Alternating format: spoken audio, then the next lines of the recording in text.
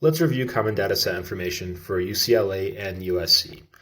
Now, UCLA marks 3 items very important, as we see here: academic rigor, academic GPA, and application essay, while USC marks 5 out of the 6 items for admissions academic criteria as very important. So for both schools, class ranking is not important, and we do see here that for UCLA, for the non-academic criteria, more items are marked important.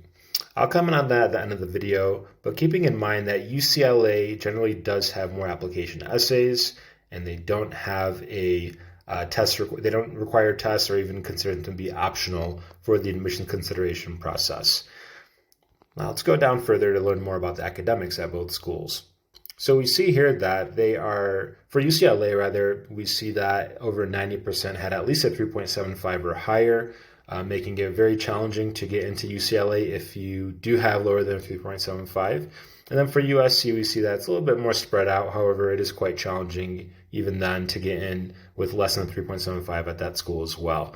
Now, keeping in mind that UCLA has an A through G system, so their criteria for evaluating your transcript is different than USC and actually from the rest of the US as well.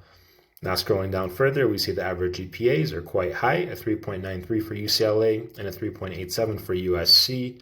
Then we see class ranking not considered for both schools. However, UCLA doesn't even publish those. And for USC, they do have 30% of students who include their class rank. Might as well if your class rank is high. And we do see that 100% of students who are admitted and enrolled at USC were in the top half of the graduating class. Now going down further, we see testing information. Again, UCLA and the rest of the University of California system does not require or even consider testing scores as part of their admissions criteria. For USC, it's a test optional university.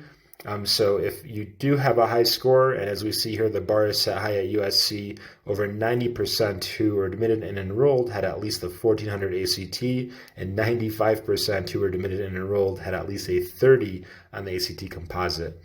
So as a test optional school, it is surprising to see a low number of students who submitted their scores, 50% maximum.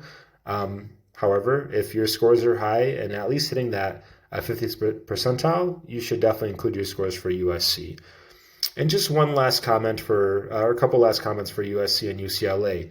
UCLA has a much longer activity section than USC. USC is on the Common App. UCLA is on the UC app.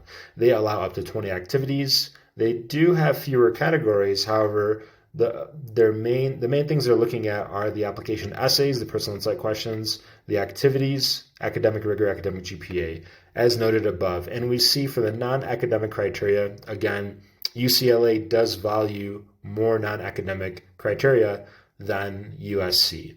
And for USC, keep in mind that they do have a holistic approach for their scholarship consideration. That deadline is usually earlier. It's November 1st or December 1st, depending on the program you're applying to. And they may consider your standardized exam scores as part of your scholarship consideration.